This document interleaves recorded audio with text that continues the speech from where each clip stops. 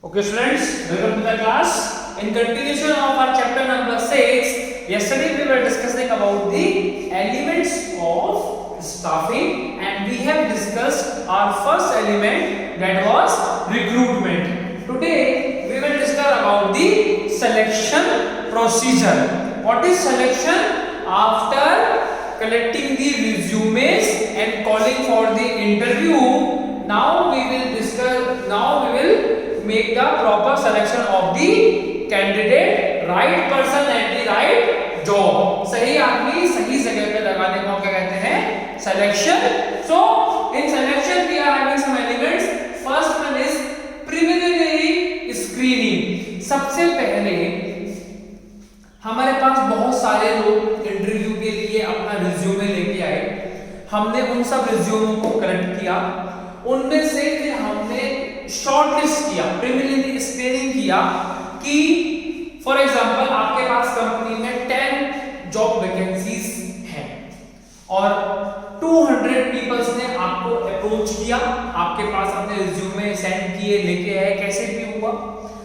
आपने फिर उन 200 रिज्यूमेस में से फॉर एग्जांपल 50 कैंडिडेट्स को शॉर्टलिस्ट कर लिया कि these are the 50 candidates which will be called for the interview. अब हम इन 50 लोगों को हम फाइनली किसके लिए बुलाएंगे?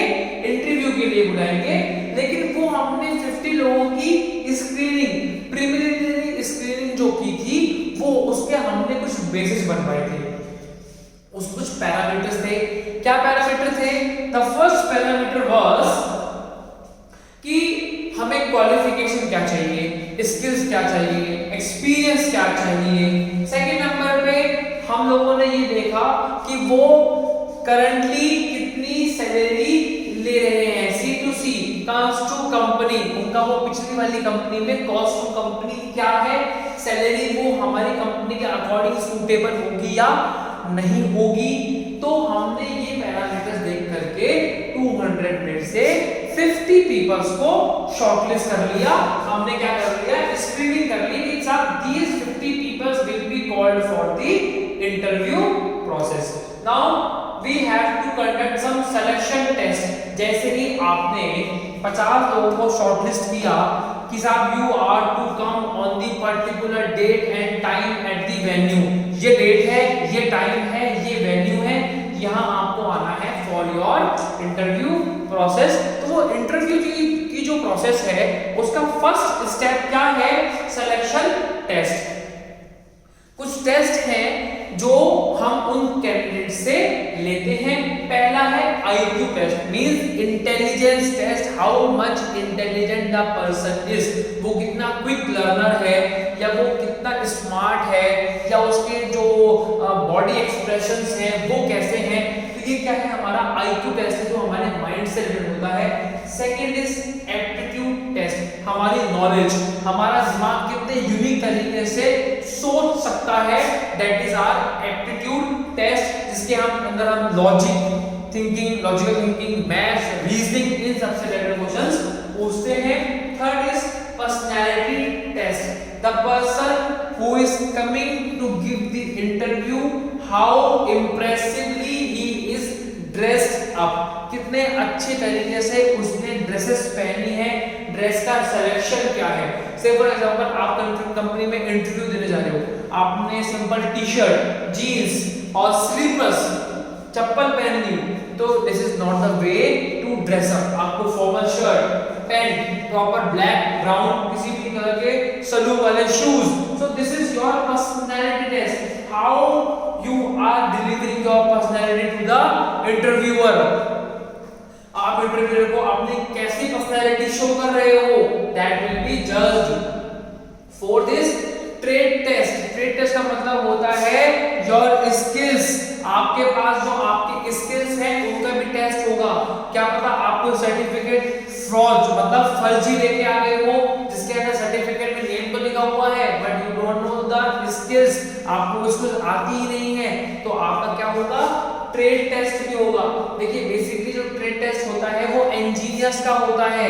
जैसे अगर किसी कंपनी में क्वालिटी इंजीनियर की जॉब पोस्ट वैकेंट है तो वहां हम उस इंजीनियर को लगाते हैं जिसके पास क्वालिटी टेस्टिंग की स्किल्स हैं, जिसने वो कोई कोर्स किया हुआ हो।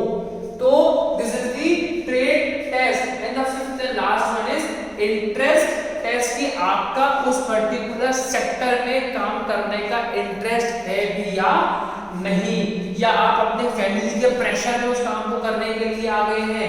तो this is your interest test, how much you are ambitious to do the job, कितने एम्बिशियस हो, कितना चाहते हो कि आप जॉब करें।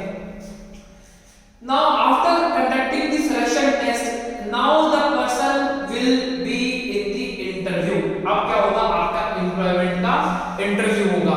50 पीपल्स आपने बुलाए थे, 50 पीपल्स में से आपने 50 पीपल्स का सिलेक्शन टेस्ट लिया।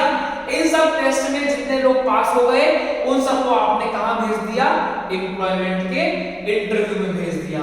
अब इंटरव्यू के अंदर आपके मिनिमम 3 पीपल्स तो होंगे जो आपका इंटरव्यू ले रहे होंगे, जिनके अंदर सबसे पहला होगा आपका पर्टिकुलर फील्ड का मैनेजर। अगर आपने इंजीनियरिंग फील्ड से रिलेटेड जॉब लिया है, जो कंपनी ने निकाला है, तो आपका प्रोडक्शन मैनेजर, जिसको प्रोडक्शन की नॉलेज है, जिसको पता है कि हमें कौन-कौन से टेक्निकल क्वेश्चंस रेज करने हैं, पूछने हैं, तो one production manager will be there. दूसरा जो बैठेगा वो बैठेगा आपका एचआर मैनेजर, और तीसरा आपका बैठेगा कंपनी का आइदर जनरल मैनेजर और CEO. 3 peoples will be there who will take your interview. वो आपको क्या लेंगे, एम्प्लॉयमेंट का इंटरव्यू लेंगे।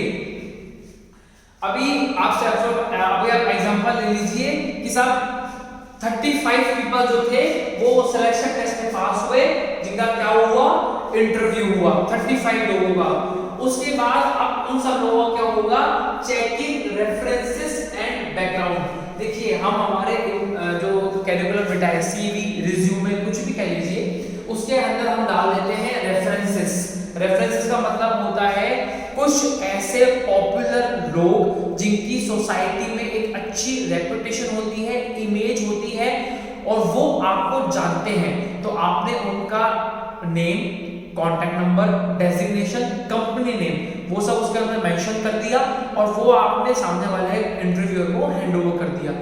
अब इंटरव्यूअर रिस्पांसिबिलिटी क्या है, चेक रेफरेंसेस। वो क्या चेक करता है, रेफरेंसेस चेक करता है। वो सामने वाले आदमी को, जिसका आपने नेम दिया है, उसको कॉल कर सकता है कि do you know this person, क्या आप इस आदमी को जानते हो, क्या इसका बिहेवियर अच्छा है, इसकी अप्रोच कैसी है, ये पॉजिटिव अप्रोच का आदमी है या ये नेगेटिव अप्रोच का आदमी है।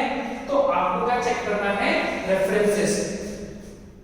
सेकंड नंबर पे आपको चेक करना है बैकग्राउंड। बैकग्राउंड किसका चेक होगा, the person who is already in an employment in another company. जो आदमी फिलहाल अभी की डेट में किसी और कंपनी में वर्क कर रहा है, जॉब कर रहा है, उसका हमें बैकग्राउंड चेक करना है कि ये किस मेंटल एबिलिटी का आदमी है, इसका बिहेवियर कैसा है, इसका आउटलुक कैसा है, जिस पिछले वाली कंपनी में इसने कैसा काम किया था, या हो सकता है पिछली वाली कंपनी को किसी फ्रॉड, मतलब कोई धोखाधड़ी के कारण वहां से पहले ही छोड़ रहा हो। तो हमें क्या चेक करना होगा, आदमी का बैकग्राउंड चेक करना होगा। Next is selection decision. अब आपने इंटरव्यू ले लिया, आपने लोगों का रेफरेंस, बैकग्राउंड भी चेक कर लिया। अब आपने उन 35 लोगों में से फाइनली 10 लोगों को सेलेक्ट करना है, जिन्होंने अच्छे से इंटरव्यू फेस किया और जिनका रेफरेंस और बैकग्राउंड पॉजिटिव आया कि हाँ, these are the good and competent persons. Now you have made the decision that these 10 people will be our employees. अब जो नेक्स्ट स्टेज है, जब आपने अपने 10 पीपल सेलेक्ट कर लिए, now they have to go through a medical examination. अब उन लोगों का क्या होगा, एक मेडिकल एग्जामिनेशन होगा कि कहीं उनको कोई ऐसी सीरियस प्रॉब्लम तो नहीं है जिससे कि हमारी कंपनी के एनवायरनमेंट को इफेक्ट हो सकता है। दूसरा, कहीं कोई उनको ऐसी मेडिकल प्रॉब्लम तो नहीं है जिससे कि वो हमारी कंपनी में बाद में क्लेम कर सकते हैं। तो पहले आदमी का हम क्या करवाते हैं, मेडिकल एग्जामिनेशन करवा देते हैं। 2 कंडीशन होंगी। फर्स्ट कंडीशन विल बी कि मेडिकल आपका जो एग्जामिनेशन होगा दैट विल बी पॉजिटिव, कि आपको किसी भी तरह की कोई भी डिजीज नहीं है। और अगर आपको मेडिकल एग्जाम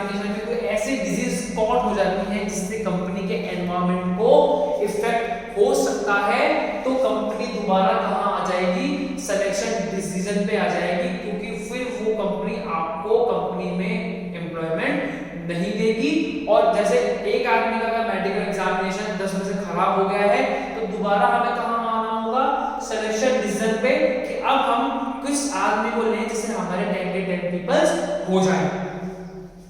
अब आपके 10 के 10 लोगों को क्या हो गया है, मेडिकल एग्जामिनेशन हो गया है, everybody is fit and fine, सब ठीक है। Now we are to offer them the job letter. अब हम क्या देंगे, जॉब ऑफर लेटर दे देंगे कि now you can join the organisation from the so and so date, और उसके अंदर आपको सारी की सारी कंडीशंस भी मेंशन करनी होंगी। Say for example your cost to company will be, कितने रुपए आपको मिलेंगे एनुअली, मंथली, जो भी आपकी कंडीशन है। दूसरा, आपकी कंपनी में आपका क्या जॉब रोल रहेगा, आपकी डेजिग्नेशन क्या रहेगी, आपकी पोस्ट क्या होगी, रिस्पांसिबिलिटीज क्या होंगी, आपकी अथॉरिटी क्या होगी, आपकी जॉब लोकेशन क्या होगी, everything will be mentioned in the job offer letter. And if the person accept the job letter, हाँ, कि I will accept this job letter and I am very much satisfied, then the company will make a contract of employment। जब company का job letter जो employ accept कर लेगा, उसके बाद company उनके साथ क्या बनाएगी, एक कॉन्ट्रैक्ट बनाएगी जिसे हम एम्प्लॉयमेंट कॉन्ट्रैक्ट कहते हैं, जो मिनिमम जिसकी वैलिडिटी 1 ईयर और as per clause 2 year 3 year 4 year whatever it may be हो सकती है। तो वो हम क्या बनाते हैं, एम्प्लॉयमेंट का कॉन्ट्रैक्ट बना देते हैं। तो this is the procedure of selecting a suitable candidate in your organization under staffing process. Thank you.